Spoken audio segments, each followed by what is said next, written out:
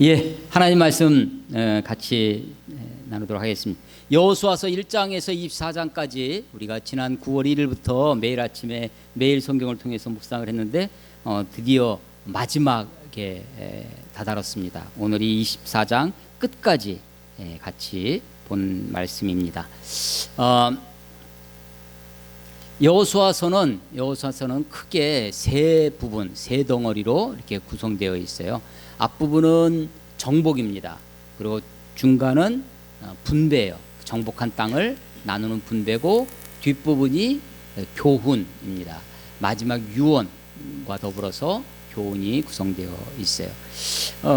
전쟁, 정복, 정착, 그래서 전쟁을 통해서 승리하고 차지하고, 그래서 굉장히 여호수아서를 읽으면 우리의 마음이 고향되기도 하고 힘을 얻기도 하고, 그래서 여호수아 본받아 앞으로 가세 우리가 힘차게 노래를 부르기도 합니다. 그리고 가운데가 이제 분배인데, 분배에 있어서는 공정, 정의, 이런 것들이 굉장히 중요한 가치로 되어져 있죠. 분배는 요단강을 기준으로 해서 요단강 동편에 모세가 두 지파 반을 이미 나누어 줬었습니다. 그 12지파 중에 두 지파 반을 빼면 9지파 반이 가나안 땅에서 분배를 받습니다. 전쟁과 여호수아에 의해서 정복을 하고 그 땅을 나누게 되죠. 그게 9지파 반입니다. 근데 9지파 반이 어떻게 땅을 나누냐면 제비 뽑아서, 여호수아가 마음대로 나누는 것이 아니고 제비 뽑아서, 그리고 그것도 여호수아 혼자 제비 뽑은 것이 아니라 제사장 엘르아살과 각 지파의 지도자들이 모여 있는 곳에서 함께 그렇게 공정하고 정의롭게 그렇게 분배가 되어집니다. 그 중에 한 지파가 두 몫을 받게 되는데, 요셉 지파가, 요셉이 두 아들 에브라임과 므낫세 두 아들이 각각 한 지파의 몫을 받아서 13지파처럼 늘어나는데, 다행히 한 지파가 안 받아요. 그게 레위 지파였습니다. 레위 지파는 땅을 분배받지 않죠. 그래서 결국은 다시 12지파가 되는 것입니다. 그런데 레위 지파는 그러면 어떻게 사느냐? 레위 지파가 이 이스라엘 가나안 땅 전체에 걸쳐서 흩어져 삽니다. 흩어져 살아서 각 지파에 다 스며들어 있어요. 12지파에. 그래서 12지파가, 레위 지파가 살 수 있도록 작은 성읍들을 자기네 땅에, 그런 예를 들면 경기도 안에 뭐 수원, 화성, 뭐 이렇게 뭐 용인 이런데 레위 지파 이렇게 조금씩 마을로 살게 했습니다. 그게 모두 몇 개냐면 48개의 성읍에 이스라엘 전체에 흩어져 살도록 그렇게 되어 있어요. 그러니까 레위 지파의 분배입니다. 그 레위 지파의 48개 중에는 중요한 성읍이 6개가 있었습니다. 그게 동편의 3개, 요단 동편의 3개, 요단 서편의 가나안 땅의 3개, 곳곳에 흩어져 있었는데 48개의 레위 지파의 성읍 중에 6개의 성읍은 특별한 성읍이었습니다. 그 성읍이 뭐냐면 도피성입니다. 도피성이 요단 동편의 3개, 요단 서편의 3개의 도피성이 있어요. 그것을 이 여호수아에, 물론 이것은 이미 이 토라를 통해서, 모세오경을 통해서 선포되어졌던 거지만, 그것이 실제로 실현된 것이 여호수아에 의해서 도피성 6곳이 지정이 됩니다. 레위 지파의 성읍 중에서 되는 거예요. 그러니까 레위 지파의 중요한 일은 전체에 흩어져서, 사실은 만약에 이 레위 지파를 성막을 섬기는 일을 중심으로 한다고 해서 예루살렘에만 모여 있어라 하면, 그 당시 신앙생활은 오로지 뭐만 있었냐면 제사 지내는 것만 있습니다. 제사 중심이에요. 제사 중심에 율법에 대한 관심은 더 저후대 포로기에서 돌아와서 에스라를 중심으로 해서 율법에 대한 관심이 생겨나는 것이고, 그 전에 성전이 무너지기 전까지는, 남한국 유다가 멸망하고 성전이 무너지기 전까지는 신앙생활의 중심이 뭐였냐면 예배였습니다. 제사였습니다. 제사만이 그들의 아주 중요한 핵심이었어요. 제사 지내는 것, 그리고 안식일을 지키는 것, 11조를 하는 것, 이게 그들의 신앙생활의 거의 전부였습니다.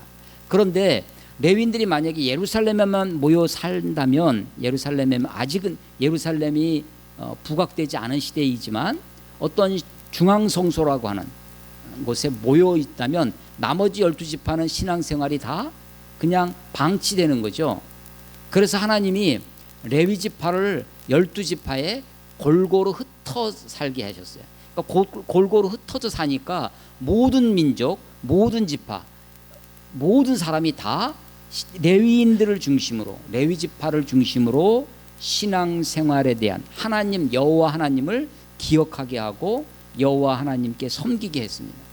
그게 기본인데 그 중에 48개 성읍 중에 몇 개요?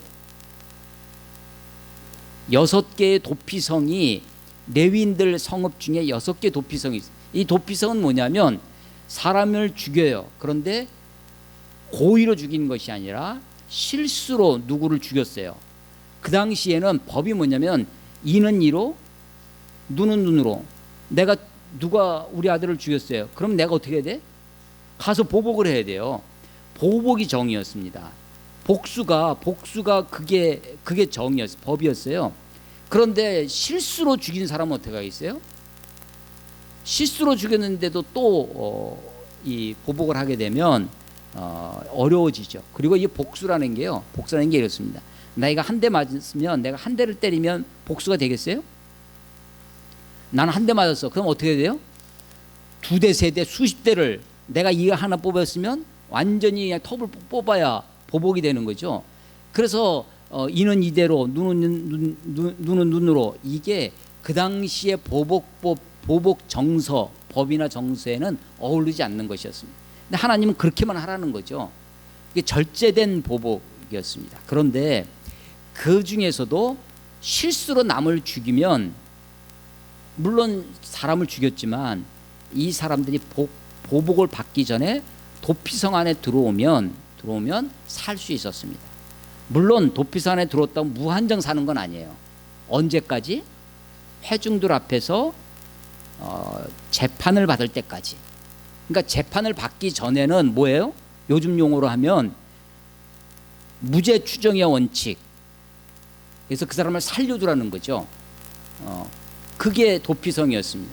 그래서 그 당시에 어떤 보복의 정서와 더불어서 레위인들이 중요한 일이, 아주 어려움을 당한 공경에 처한 사람, 그런 사람들을 어떻게 하냐면 보호해 주는 일이 레위인들의 일이었어요. 그러니까 레위인들의 기본적인 일이 뭐냐면, 이 분배를 과정을 보면 기본적으로 모든 사람들이, 모든 지파가 여호와 하나님을 기억하고 하나님을 섬길 수 있는 그런 일들을 하는 거죠. 그게 그래서 48개 성읍에 흩어져 살게 하신 거예요. 또 하나, 삶의 어려움, 곤고함에 처한 사람을 보호해 주는 것이 이게 레위인들의 일이었습니다. 요즘은 좀 더 그런 기능이 없지만 70년대, 80년대 이 민주화 시대 때 데모를 많이 하던 때요. 데모를 하고 데모대가 쫓겨갑니다. 혹은 그런 반정부 운동을 심하게 한 사람, 아주 주도자급이 피하에서 가면 이 땅에서 어디로 도망가요? 그때 주로 도망간 곳이 어디였냐면 명동성당입니다. 명동성당 안에 들어가면 거기에 공권력이 들어가지 못하는 거예요. 울타리 때문에 못하는 것이 아니라 그 명동성당이라고 하는 그 종교적인 권위에 이 공권력이, 경찰들이 그 안에까지 들어가서 그 사람을 잡아오지 못하는 거죠. 그런 것이 나중에 조계사 종로에 있는 조계사에 들어가기도 하고 그렇게 했죠. 도피성의 개념이 있는 겁니다. 이게 이제 레위인들이 해야 할 일, 이런 거 이제 분배 과정에서 잘 드러나요. 분배의 마지막 분배가 뭐였냐면 여호수아의 분배예요. 여호수아가 땅을 지파별로, 가족대로 그렇게 땅을 제비 뽑아서 받는 거예요. 여호수아도 땅을 분배받았겠죠. 땅 분배받을 때 특별히 분배받은 사람이 하나 있었어요. 누구였냐면 이 산지를 내게 주소서. 우리 지난주에 설교한 갈렙이었습니다. 갈렙은 헤브론 땅을 크고 아주 견고한 성읍 갈렙을 이 산지를 내게 주소서 하면서 주장을 해서 그것을 싸워서 뺏은 정복한 사람이 갈렙이에요. 아주 특별하게 기록이 되어 있죠. 그런데 마지막 분배 과정을 다 하고 9지파 반 그리고 레위인에 대한 분배 그리고 마지막에 레위인들의 분배 또 도피성 이야기 마지막 이야기가 뭐냐면 여호수아의 분배입니다. 여호수아는 지금 어떤 위치예요? 최고 리더죠. 이스라엘 민족을 전쟁의 영웅입니다. 땅을 분배하는데 아주 주도적인 역할을 한 사람이에요. 어떻게 분배해 주면 좋겠어요? 이 사람에게, 여호수아에게 공정하게. 예, 그렇습니다. 공정하게 해야 되죠. 그 사람에게 특별하게 대우받지 않았습니다. 에브라임 지파였어요. 그래서 에브라임 지파 중에 한 산지를 분배받습니다. 그게 오늘 마지막 절에 마지막 장 24장 30절에 보면 그들이 그를 죽은 여호수아를 그의 기업의 경내 딥낫세라의 장사였으니 딥낫세라가 여호수아가 분배받은 곳이에요. 근데 여기가 에브라임 산지입니다. 그 설명을 해줘요. 딥낫세라. 여러분 딥낫세라 들어보셨어요? 딥낫세라 들어보셨어요? 처음 들어보시죠? 그래서 설명을 해요. 이 여호수아가 딥낫세라는 에브라임 산지 가스 산 북쪽이었더라. 이런 설명. 예루살렘 설명할 필요가 없어요. 헤브론, 뭐 베델 설명할 필요가 없어요. 근데 딥낫세라 어디 있는 거야? 이 성경을 읽는 히브리인들에게도 딥낫세라는 낯선 곳이에요. 그러니까 뭐라고 해요? 설명을 달아놓은 거예요. 딥낫세라는 에브라임 산지 가스 산 북쪽이었더라. 산지였습니다. 에브라임 산지. 그러니까 이게 좋은 땅이에요? 아니, 갈렙은 헤브론 땅을 기랏 여아림 그 땅을 이 산지를 내게 주소서. 근데 거기 크고 견고한 성읍이에요. 그런데 이 성은 산지에 있습니다. 아무도 몰라. 잘 몰라요. 야, 그런 동네가 있었어? 하는 거죠. 그런데 그런 땅을 누가 받았어요? 여호수아가 받았습니다. 여호수아가 특별 대우를 받은 것이 아니고 그냥 똑같이 제비 뽑아서 에브라임 산지 중에 가족대로 분배를 받은 곳이 딥낫세라시라고 하는 그 산지에 있는 곳에 거기에 장사 지냈다. 이게 이제 분배의 마지막이에요. 분배의 마지막이 21장까지 이야기입니다. 22, 23, 24 마지막 세 장이 교훈이에요. 22, 23, 24 중에 교훈 중에 22 첫 번째는 요단 동편에 있는 두 지파 반에 대한 교훈이고 23장은 이스라엘의 지도자들에 대한 교훈이고 마지막 24장이 이스라엘 백성들에 대한 교훈입니다. 이스라엘 백성들에게 대한 교훈을 하기 위해서 백성들을 다 모으게 했어요. 원래는 이스라엘 백성들이 어디 있었냐면 실로라는 곳에 있었습니다. 실로라는 곳이 예루살렘이 성지가 되기 이전에 그 전에 있었던 곳이 실로예요. 실로가 언제까지 있었냐면 여호수아, 사사기, 룻기, 사무엘 시대까지. 사무엘 시대에 제사장 엘리가 있었던 곳이 실로입니다. 그래서 한나가 올라가서 기도한 곳이 실로예요. 블레셋이 쳐들어옵니다. 쳐들어오니까 엘리 제사장이 그 이스라엘 장로들이 어떻게 하냐면 야, 저들을 이길 수 있는 방법이 어떻게 되냐? 옛날 전쟁 언제 했었냐면 여호수아 시대 때 했죠. 근데 하나님이 그때 어떻게 했냐면 요단강을 건너갈 때 율법이 들어있는 언약궤를 메고 요단강을 건너더라. 여리고성을 무너뜨릴 때 언약궤를 맨 제사장들이 앞장서서 여리고성을 돌 때 여리고성이 무너졌다. 아하, 능력이 어디 있어요? 권능이 어디 있어? 언약궤 있다고 생각했어요. 그래서 블레셋이 쳐들어올 때 야, 빨리 그 홈리의 두 아들 그 견습 제사장이죠. 저기 엘리의 두 아들 홈리와 비나스라고 하는 두 아들한테 야, 그 언약궤를 메고 빨리 전쟁터 나가라. 라고 전쟁터에 언약궤를 메고 갔어요. 이스라엘 백성들이 야, 우린 드디어 이겼다. 이제 하나님이 함께 하시니까 우리는 승리했다. 라고 막 쾌재를 부르고 있는데 블레셋 사람들은 야, 이스라엘 사람들이 법궤가 언약궤가 왔으니까 우린 죽었구나. 야, 이제 죽기 살기로 싸워야 되겠다고 이를 악물고 싸웁니다. 누가 이겼어요? 블레셋이 이기죠. 이스라엘 백성들이 다 죽고 그리고 언약궤를 빼앗겨요. 블레셋에 빼앗길 때까지 성소가 어디 있었어요? 실로에 있었습니다.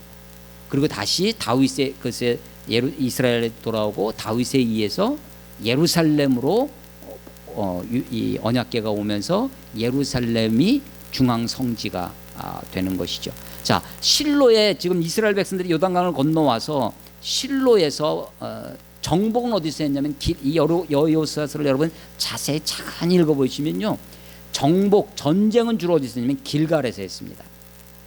그 다음에 땅을 분배할 때는 실로에서 와서 해요.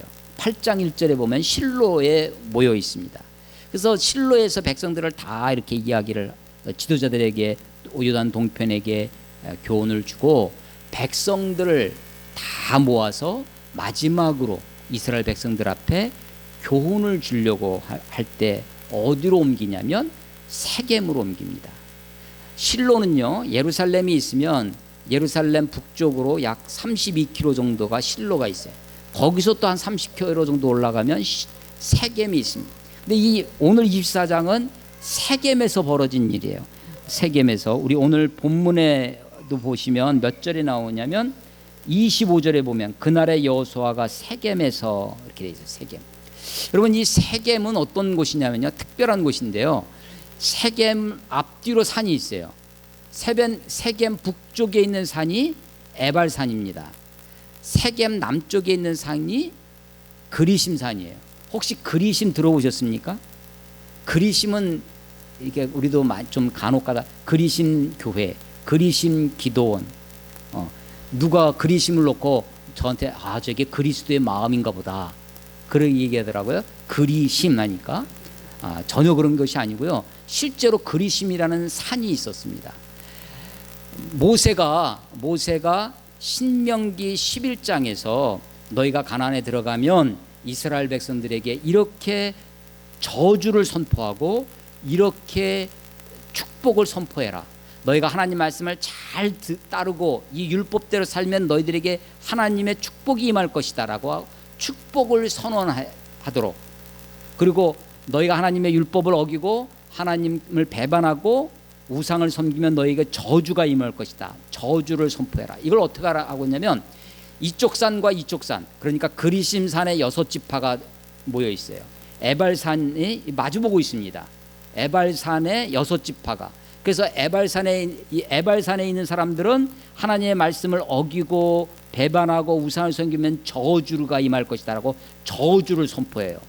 이쪽에서 그리심산에서는 하나님의 말씀을 지키고 율법대로 살고 하나님께 순종하면 축복이 임할 것이다. 축복을 선언하는 산이 그리심산이에요. 그래서 이게 한쪽에서 저주를 막 선포하면 에코가 됩니다. 이쪽에서 축복을 선언하면 에코가 돼. 그 가운데 있는 언덕처럼 있는 곳이 세겜이에요. 세겜. 그래서 모세가 신명기 11장에서 축복을 선언하고 저주를 선언해라, 신명기 11장 29절의 말씀인데, 그것을 실제로 이스라엘 백성들이 요단강을 건너서 가나안에 들어와서 그것을 실현하는 곳이 바로 여호수아 8장이었습니다.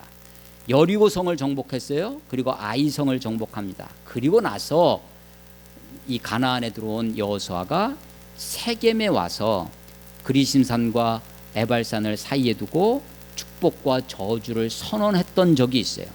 그게 세겜이었습니다. 여호수아 8장 이야기예요. 그리고 나서 정복이 다 된 다음에 분배를 실로에 와서 분배를 다 한 거예요. 분배를 다 하고 여호수아가 나이 많아 죽게 됩니다. 23장 1절에 여호수아가 나이가 많아서 죽게 됐을 때 지도자들을 모아다가 교훈하고 마지막 24장 백성들에게 교훈하면서 다시 세겜으로 가는 거예요. 세겜에 가서 세겜에서 축복과 저주의 그 선언했던 그곳에서 마지막 교훈을 주는 것입니다. 오늘 24장을 19절부터 읽었지만 앞부분은 무슨 내용이냐? 이스라엘의 역사를 회고합니다. 저 이스라엘의 조상 하면 누구예요? 이스라엘의 조상 아브라함 때부터, 사실은 아브라함의 아버지 데라부터 얘기합니다. 아브라함의 아버지 데라가 저쪽 강 저쪽에서, 여기서 강 저쪽은 요단강을 이야기하지 않고 메소포타미아 유프라데스 강 넘어 그 티그리스 강과 유프라데스 강이 있던 갈대아 우를 얘기합니다. 거기에서 다른 신을 섬기다가 그 데라를 하나님이 불러냈다는 거예요. 아브라함을 불러내서 이곳 가나안에 오게 했다. 그래서 이삭과 야곱을 거쳐서 이 땅에 살다가 애굽에 내려가서 애굽에서 다시 불러내서 광야에서 그리고 여러 세월을 보내다가 드디어 이 가나안 땅에 오게 되었는데, 그 땅은 너희가 건축하지 않은 성읍들, 너희가 기르지 않은 과실을 심지 않은 포도를 너희가 이 가나안에 와서 먹게 되었다라고 하는 것은 이스라엘 역사를 쭉 회고합니다. 그리고 나서 여호수아서의 아주 유명한 본문이 사실은 14절 15절입니다. 이 여호수아 24장 14절 15절 한번 같이 한번 읽어보겠습니다. 우리 오늘 본문은 19절부터 되어 있는데 14절 15절 같이 한번 읽어볼게요. 시작.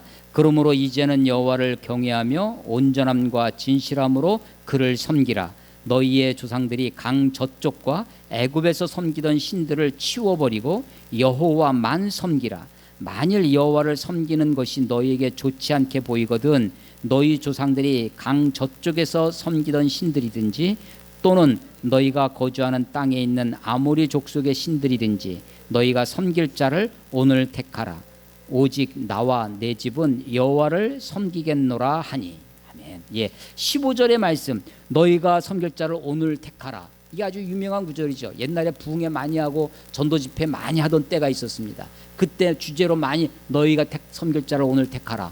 오늘날 너희가 섬길 자를 택하라. 이런 이런 문구가 많이 있었습니다. 이게 바로 여기서 나오는 것입니다. 여호수아가 이스라엘 백성들을 지금 어디에 모아놨냐면 세겜에 모아놨어요. 축복의 그리심산과 저주의 에발산이 하나님의 말씀대로 살면 너희에게 축복이 있고, 하나님을 배반하고 우상을 섬기고 패역하게 살면 너희에게 저주가 임할 것이다 라고 하는 그 산울림이 에코가 벌어지는 그 세겜에서 그들에게 신앙을 촉구하는, 하나님이 너희들을 불러냈다. 저 강조 쪽에서 그 메소포타미아의 다신교 지역에서부터 불러내고 애굽의 파라오를 비롯한 온갖 다신교의 세계에서 다른 신을 섬기신 데서 너희들을 불러내서, 비록 사실은요 젖과 꿀이 흐르는 땅이라고 하지만 지금은 이스라엘이 관계 농업을 통해서 굉장히 그 비옥한 듯 보이는 그런 땅이지만 사실은 척박한 곳이죠. 그 가나안 땅, 오로지 하나님만 의지하고 살아야 살 수 있는 곳이 가나안 땅입니다. 여러분, 가나안 이스라엘 땅이요 우리나라 청청남북도를 합칠 정도의 작은 땅이에요. 그리고 거기에는 그렇게 산물이 있는 곳이 아닙니다. 그런데 거기가 왜 젖과 꿀이 흐르는 땅이 되냐? 사실은 그 애굽 밑에, 이 가나안 밑에는 애굽이 있습니다. 위쪽에는 아수르, 시리아 큰 땅이 있어요. 그래서 여기는 강대국들이 지나가는 곳입니다. 애굽이 강하면 애굽에 짓밟히고 시리아가 강하면 시리아에 짓밟히고 나중에는 저 넘어 있던 2000km 넘어 있던 바벨론에서 짓밟히고 알렉산더에 대해서 그리스에서 짓밟히고 로마에 짓밟히는 것이죠. 그 길목이에요. 그러니까 여기는요 하나님만 의지하고 살아야 할 곳이 가나안 땅이었습니다. 그곳에서 하나님 왜 그곳으로 부르셨느냐? 다신교의 세계에서 하나님 없이 자기가 가지고 있는 힘, 제국의 힘을 믿고 살아가는 그 세계에서, 애굽의 풍요와 번영을 믿고 사는 세계에서 번영과 풍요, 제국의 힘을 믿지 아니하고 비록 척박하지만 하나님을 믿고 살 때, 하늘의 만나를 믿고 살 때 그것이 젖과 꿀이 흐르는 땅이라는 거죠. 그런 곳으로 불러왔다는 겁니다. 그래서 하나님만 섬겨라. 이게 신앙, 오늘 설교 제목이 뭐냐면 신앙의 결단을 요청한다는 거예요. 그래서 너희가 택할 자를 오늘날, 너희가 섬길 자를 오늘 택하라는 거예요. 그러면서 여호수아가 뭐라 하냐면 오직 나와 내 집은 여호와를 섬기겠노라 라고 도전합니다. 그랬더니 18절에 보면 백성들이 막 이구동성으로, 온 백성들이 지금 다 어디 있어요? 세겜에 있어요. 얼마나 모였을까요? 숫자가 얼마나 되겠어요? 한 200만, 300만 정도. 요번에 그 서초동 이나 광화문 집회에서 그 모인 숫자를 논쟁하는 거 보니까 세겜이라는 곳에 충분히 2, 300만 모일 수 있겠더라고요. 예. 제가 여의도에서 어렸을 때 중학교 2학년, 1학년 이럴 때 여의도 광장, 그때는 여의도가 광장이 있었어요. 거기 지금은 여의도 공원이 아름답게 되어 있지만 그때 그 옛날에는 5.16 광장이라고 5.16 혁명, 군사혁명, 군사정부가 광장을 그때는 그런 퍼레이드 군사 힘을 과시하던 때였으니까 힘없는 나라가 퍼레이드 하죠. 미국은 군사 퍼레이드 안 합니다. 사실은 힘이 없는 중국 퍼레이드가 군사 퍼레이드가 아주 유명하고 북한 군사 퍼레이드가 유명하고 우리도 옛날에 힘 없을 때는 국군의 날 때 군인들 다 동원해 가지고 거기서 퍼레이드를 벌이는 거죠. 할 수 있는 곳이 여의도 광장이었어요. 그때 빌리그람 전도대회 하면 100만 명씩 모이고 했었습니다. 기독교인들이. 그런데 요즘 광화문 뭐 이런 데 뭐 숫자 가지고 논쟁하잖아요. 그러면서 야, 세겜에 충분히 모였겠다. 세겜이라고 하는 곳에 이스라엘 백성들이 모여서 그때 여호수아가 마지막 죽음을 앞에 둔 여호수아가 너희가 섬길 자를 오늘날 택하라는 것입니다. 하나님이 너희 조상 아브라함 때부터 다신교의 세계에서 강저축에서 불러내지 않았느냐. 아니 애굽에서 그 애굽의 풍요와 번영에 살던 그곳에서 아니 400년을 살았어요. 요셉 총리 때 내려가 가지고 400년 살면 거기가 고향 아니겠어요? 그냥 살면 되는 거예요. 하나님이 어디에나 계시는 하나님이시라면 그곳에서 하나님을 섬기도록 하면 되지 않겠어요? 근데 하나님이 그렇게 하지 아니하시고 굳이 그곳에서 불러내서 하나님이 약속하신 가나안 땅에 인도하셨습니다. 그래서 여호수아가 지금 그곳에 정착하고 분배해서 살게 하면서 그들에게 촉구하는 게 뭐냐? 신앙의 결단을 촉구하는 것입니다. 너희가 섬길 자를 오늘 택하라라는 거예요. 나와 내 집은 오직 하나님만 섬기겠노라 라고 이야기하면서 그랬더니 백성들이 18절에서 이구동성 우리는 결탄코 여호와를 버리지 아니하고 다른 신을 섬기지 아니하겠다고 그렇게 이야기합니다. 그런데 오늘 19절 보십시오. 오늘 여기 19절부터 그런 첫 번째 신앙 결단의 요청에 백성들이 우리가 다 하나님만 섬기겠습니다 했는데 여호수아의 뜬금없는 말입니다. 19절 여호수아가 백성에게 이르되 너희가 여호와를 능히 섬기지 못할 것은 너희가 하나님을 섬기겠다고 택도 없는 소리다라는 것이에요. 너희가 하나님을 능히 섬기지 못한다는 거예요. 그는 거룩하신 하나님이시여 질투하시는 하나님이시니 너희의 잘못과 죄들을 사하지 아니할 것임이라. 만일 너희가 여호와를 버리고 이방 신을 섬기면 너희에게 복을 내리신 후에라도 돌이켜 하나님이 돌이키신다는 겁니다. 하나님이 촛대를 옮기시겠다는 거예요. 너희에게 재앙을 내리시고 너희를 멸하시리라. 아주 경고의 메시지죠. 그런데 백성들이 또 얘기합니다. 21절 백성이 여호수아에게 말하되 아닙니다. 우리가 여호와를 섬기겠습니다. 두 번째 고백을 해요.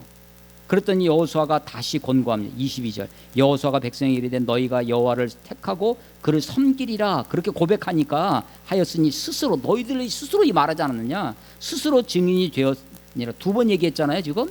그러니까 두 번 하면 두 사람 이가 증인의 수예요. 그래서 스스로 증인이 되었느니라 하니 그들이 이르되 우리가 증인이 되었느 확실하다는 거예요. 두 번씩이나 우리가 고백했다는 겁니다. 신앙의 고백을 했다는 거예요. 그러니까 23절 여호수아가 이르되 그러면 이제 너희 중에 있는 이방신들을 치워버리고 너희의 마음을 이스라엘의 하나님 여호와께를 향하라 하니 백성이 여호수아에게 말하되 우리 하나님 여호와를 우리가 섬기고 그의 목소리를 우리가 청종하리이다 하느니라. 세 번째 고백을 하는 겁니다. 3번 됐죠? 세 번째 고백을 했어요. 그러니까 여호수아가 이제 이스라엘 백성들과 언약을 맺습니다. 그걸 뭐라고 하냐면 세겜 언약이라고 그래요. 세겜 언약. 25절 그날에 여호수아가 세겜에서 백성과 더불어 언약을 맺고 언약 체결을 어떻게 하느냐? 법을 이렇게 약속합니다라고 그 약속의 내용을 제정을 해요. 그게 25절 그들을 위하여 율례와 법도를 제정하였더라. 여호수아가 이 모든 말씀을 하나님의 율법책에 기록 그것을 언약을 우리가 하나님만 섬기겠습니다 라고 하는 것을 언약 체결하는 것을 율법책에 기록했다는 겁니다. 기록하고 그 다음에 큰 돌을 가져다가 거기 여호와의 성소 곁에 있는 상수리 나무 아래 세우고, 세 가지예요. 하나는 율법과 법도를 제정했습니다. 그리고 그 내용을 율법책에 기록했어요. 그리고 세 번째가 뭐야? 큰 돌을 세워놓습니다. 이 큰 돌을 이 뭐냐? 27절 모든 백성에게 이르되 보라 이 돌이 우리에게 증거가 되리니 이는 여호와께서 우리에게 하신 모든 말씀을 누가 들어요? 누가 들었다고 그래요? 이 돌이 들었대요. 이 돌이 들었음이니라. 그런즉 너희가 너희의 하나님을 부인하지 못하도록 이 돌이 증거가 되리라. 자, 법을 제정했습니다. 언약의 내용을 법을 제정했어요. 그리고 그것을 기록했습니다. 그리고 증거로 큰 돌을 세웠습니다. 그런데 그게 재밌는 건요, 이 돌이 하나님의 말씀을 어떻게 했다는 거예요? 들었다는 겁니다. 돌이 들었다는 거예요. 돌이 증거가 된다는 겁니다. 제가 이 본문도 오늘 요번에 다시 묵상하면서 처음 보는 거예요. 이 돌이 들었다는 것을 요번에 처음 봤습니다. 그전에도 성경을 여러 번 읽었죠. 근데 이게 눈이 안 들어왔는데 이번에 들어오는 거예요. 제가 저 언젠가 한번 말씀드린 적이 있는데, 제가 어렸을 때 상상했던 것 중에, 어렸을 때 만화적 상상이에요. 제가 어떤 분한테 선물을 하나 받았는데, 옛날에는 레코드판, LP판이 있지 않습니까? 이렇게 둥근 원판에서 바늘 침해하고 이게 축음기라고 하는 겁니다. 축음, 소리를 축약해 놓은 거죠. 거기서 레코드판에다 바늘 하면 그 스피커에서 소리가 나옵니다. 그런데 그 가난하던 제가 중학교 시절에 미국인으로부터, 그때 미국인들이 저희 교회 전도 대회를 왔어요. 제가 그분들 한 팀을 데리고 이렇게 돌아다니고 했었는데, 저한테 선물 하나 준 거예요. 선물 중에 기가 막힌 거예요. 골판지 있죠. 골판지 아세요? 종이 두툼한 골판지를 이렇게 세모로 접습니다. 접었는데 끄트머리에 바늘침이 꽂혀 있는 거예요. 바늘침이 꽂혀 있고, 그리고 그 밑에 판 삼각형이 이렇게 되어 있으면 밑에 판에 레코드 판을 돌릴 수 있는 그런 동그란 뭉치가 있어요. 근데 거기다가 레코드 판을 끼워 놓고 돌리는 거예요. 손으로 돌려요. 사람으로 손으로 이렇게 돌리고 바늘을 올려놓으면 골판지에 그 종이 거기서부터 소리가 나오는 거예요.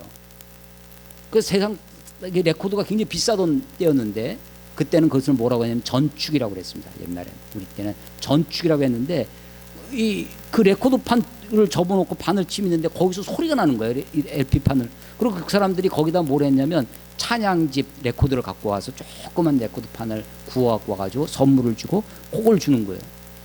제가 그때 놀랐습니다. 야, 이게 원리구나. 에디슨이 이걸 한 거구나. 축음기 원리가 이거구나 라는 것입니다. 여러분, 축음기를 누가 만들었냐면 에디슨이 만들었다고 알고 있죠. 근데 사실은 그보다 한 몇십 년 전에 독일에서 축음기를 만들었어요. 다만 이 사람은 소리를 이렇게 집어넣는, 물질에 집어넣는 것까지는 성공을 했는데, 집어넣은 것을 재생시키지를 못했어요. 다시 소리로 만드는 걸 못했는데, 그것까지 한 게 누구라는 거예요? 에디슨이라는 거예요. 에디슨. 자, 그런데 제가 뭘 상상을 했느냐? 성경을 읽다가 너희가 너희 죄를 다 하나님 앞에서 내 입으로 직고하리라는 거예요. 내 입으로 직고한대. 근데 그 골판지 이 축음기를 보는 순간 어떤 생각이 들었냐면요, 내가 한 이야기, 내가 한 말을 누가 듣느냐면요, 여러분이 제가 한 이야기를 다 듣고 계시죠.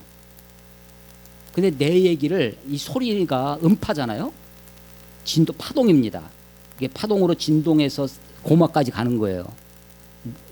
맞습니까? 물리? 네. 그런데 내 소리가 여러분들의 고막만 건드린 것이 아니라 이 강대상도 건드리고 있죠. 소리가 다 여기에 다 퍼져서 내 소리를 여기가 다 듣고 있어요. 그런데 그것을 우리들의 과학 기술로서는 이 강대상이 들은 소리를 내가 재생시키지 못하는 거야. 과학이 강대상이 들은 소리를 재생을 못 시켜. 그런데 축음기는 과학 기술적으로 거기에 소리를 축음했다가 다시 그것을 재생할 수 있도록 만들어 놓은 거죠. 그런 기계 장치를 통해서.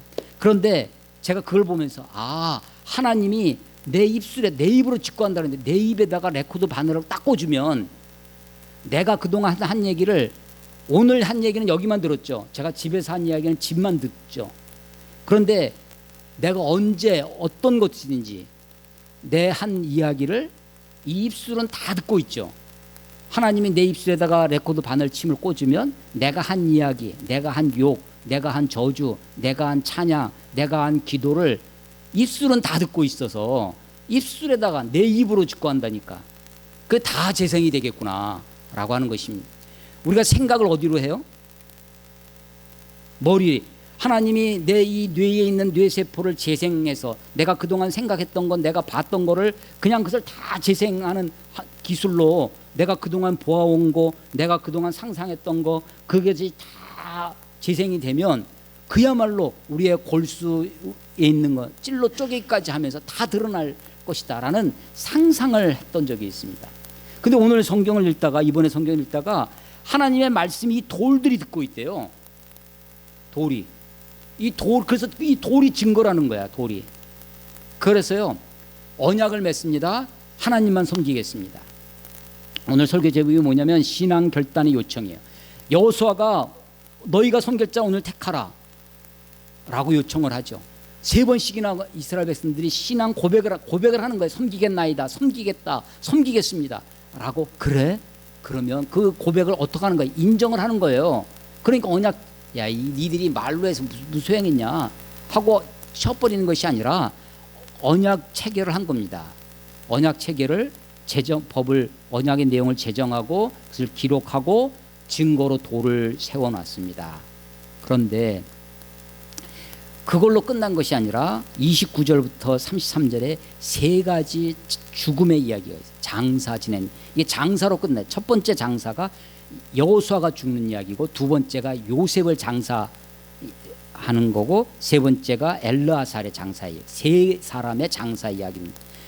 첫 번째 여호수아는요, 110세, 29절은 110세에 죽었다고 그러고, 아까 말씀드린 것처럼 그가 받은 딥낫세라라고 하는 그의 땅, 그가 분배받은 곳에서 그렇게 장사됩니다.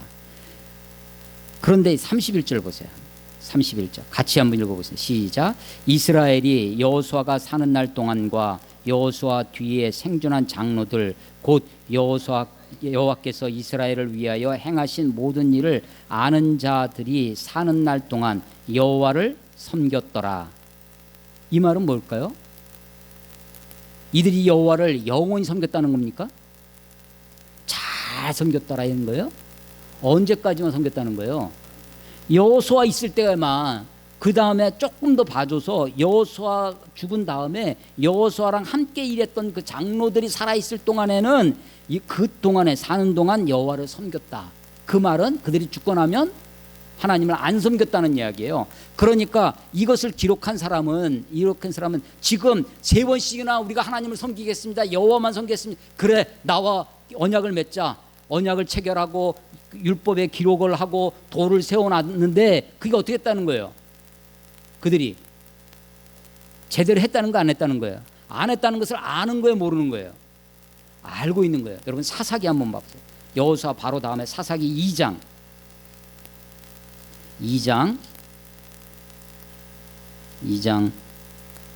7절 보겠습니다. 7절 2장 7절 같이 읽어볼게요. 시작. 백성이 여호수아가 사는 날 동안과 여호수아 뒤에 생존한 장로들 곧 여호와께서 이스라엘을 위하여 행하신 모든 큰 일을 본 자들이 사는 날 동안에 여호와를 섬겼더라. 어디서 봤어요? 조금 전에 여호수아서 24장에서 본 거잖아요. 그게 사사기 2장 7절에 그대로 나오는 거죠. 그러니까 여호수아서를 쓴 사람이랑 사사기를 쓴 사람이랑 어떤 사람이라는 거예요? 예. 그리고 이 사람들은 그들이 어떻게, 사사기는요 한마디로 반역의 역사입니다. 한마디로 죄악의 역사예요. 계속해서 하나님을 배반하고 그러면 그들이 막 어렵게 살아요. 하나님이 저들을 불쌍히 여기셔서 사사를 보내서 구원해 주면 좀 살만해. 그럼 또 울룰랄라 해가지고 하나님 잊어버리고 우상을 섬기고 막 하면 또 이민족에게 지배를 받아. 그러면 또 하나님께 부르짖으면 사사를 이게 죄악의 사이클이 7번 돕니다, 사사기가. 그래서 사사기는 암흑의 시대예요. 사사기는 범죄의 시대고 실패의 시대고, 여호수아가 승리, 성공, 막 출세 막 이렇게 번영의 시기라면 사사기는 절망입니다. 죄악이고 패배고 불종이고 그 막 내려가는 거예요. 그런데 이 사사기에 이렇게 되는 이유가 여호수아 시대 그걸 다 잊어버렸다는 거예요. 하나님을 온전히 섬기지 못했다는 것입니다. 여러분, 지난주에 제가 설교드린 말씀 중에 분배되면서 가나안 땅 9지파 반이 9지파 반을 골고루 기술하지 않고 9지파 반의 그 분배 이야기를 골고루 기록하지 않고 2지파만 집중적으로 썼습니다. 하나가 유다 지파고 하나가 에브라임 요셉 지파예요. 왜 이렇게 기록했을까? 이렇게 됐을까? 이것은 후대에 남왕국 북왕국이 나뉘어진 시대, 북왕국의 중심이 에브라임 지파고 남왕국 중심이 유다인데 그 분열의 역사를 알고 있는 사람이다. 그러니까 사사기, 사무엘 상하, 열왕기 상하에 가서 분열이 되는데 그 모든 역사를 아는 사람이 이 여호수아서를 썼을 것이다 라고 학자들은 생각하는 겁니다. 그러니까 지금 이스라엘 백성들이 이렇게 세 번씩이나 하나님을 섬기겠습니다, 여호와만 섬기겠습니다 라고 신앙 고백하고 있지만 어떤다는 거예요? 그들이 역사적으로 그들이 불순종과 배반과 패역의 삶을 살아가고 있다.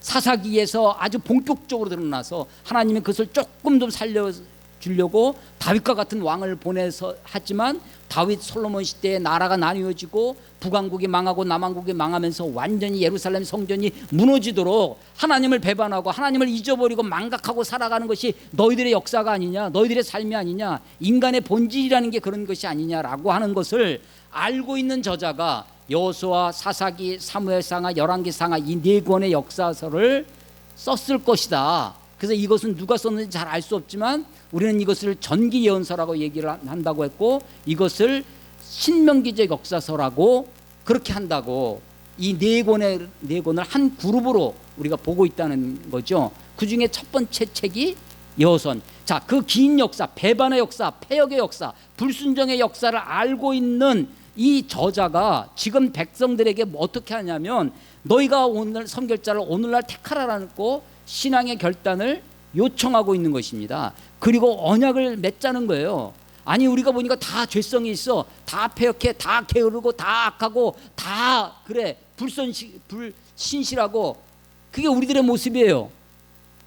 그러니까 너희들은 완전히 나가버려라, 너희들에게는 완전히 지옥 불구덩이로 가라 하고 우리들을 내쳐버리는 것이 아니라 마지막까지 우리를 붙들고 다시 한번 돌아와라, 다시 한번 신앙으로 살아라, 다시 한번 하나님을 섬기고 살아라. 아니 우리의 패역함을 모르시는 하나님이 아니십니다. 우리가 조금만 안락해지고 조금만 번영해지고 조금만 올라가지고 하면 교만해집니다. 하나님을 잊어버리고 내 힘, 내 능력으로 살려고 하고 사람 숫자 의지합니다. 광장에 모인 사람 숫자로 거기서 권력이 나오는 줄 알고 있어요. 자기가 쥐고 있는 지위와 권세가 그게 힘인 줄 알고 정의와 하나님 앞에 국률과 이런 것은 다 잊어버리고 오로지 자기가 가지고 있는 힘과 권세와 그것을만 가지고 살아갑니다.